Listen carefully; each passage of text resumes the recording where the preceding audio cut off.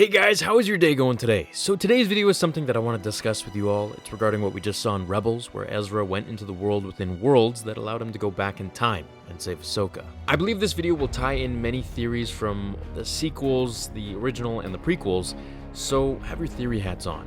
What was this place? While it's such a fresh new thing in Star Wars that nothing has been explained about just yet, I think there's a lot to take away from it and theorize. Now, what I believe this world is, which will be pretty hard to grasp for a moment, is a place where time doesn't exist. Rather, it allows the observer to observe time in a timeless place. What I think this place is where Palpatine was trying to go when he told Anakin that he knows of a way to cheat death.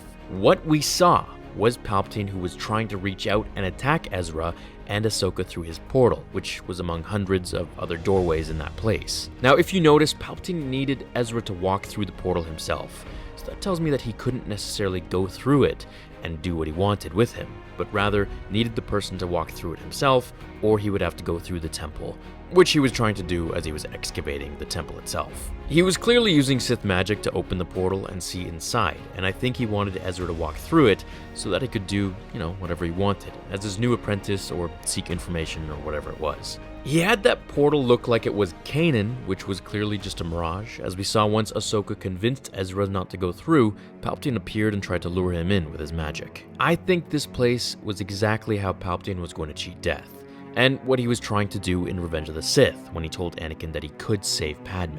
I think, and this is only my theory, is why Plagueis couldn't save himself, because if he died, he couldn't go back in time and save himself.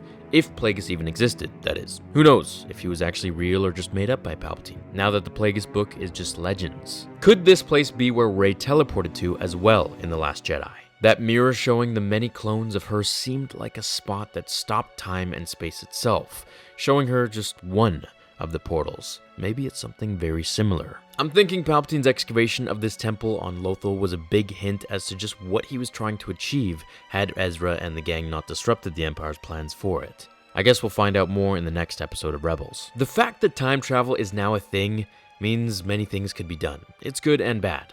Palpatine could go back in time and save Anakin from the high ground fall on Mustafar, preventing him from losing his limbs and burning, and therefore no longer being the chosen one in terms of strength. If he ends up doing this would allow Anakin to reach his full potential later on in the story, and that would be an extremely powerful character. That said, this also means Vader can now go back in time and visit Padme, or at least see her through this portal. What if he ended up actually going to Anakin himself in his younger, youthful form and warning him of what could happen? How cool would that be for him to visit these different periods of himself in Revenge of the Sith, or even before? I think this is a very complicated concept, but the potential of this new thing in Star Wars is very, very cool, and it could give us so many new stories that allow Disney to change many different things for better or worse. Now, if Anakin were to know somehow of this place, he could go there before the Clone Wars or during or whenever, before all of his mistakes happen, and stop these things from occurring, before Order 66 was executed. We could literally get new prequel Star Wars movies in an alternate universe. If, let's say, Ahsoka goes into this time-traveling thing once again and goes to warn Anakin of what he will do and what his life will become. That's a very big video I want to cover, and it opens many more doors, pun intended, for new fan fictions. I hope you guys will write your ideas about everything in the comments below, and I can get started on that one immediately.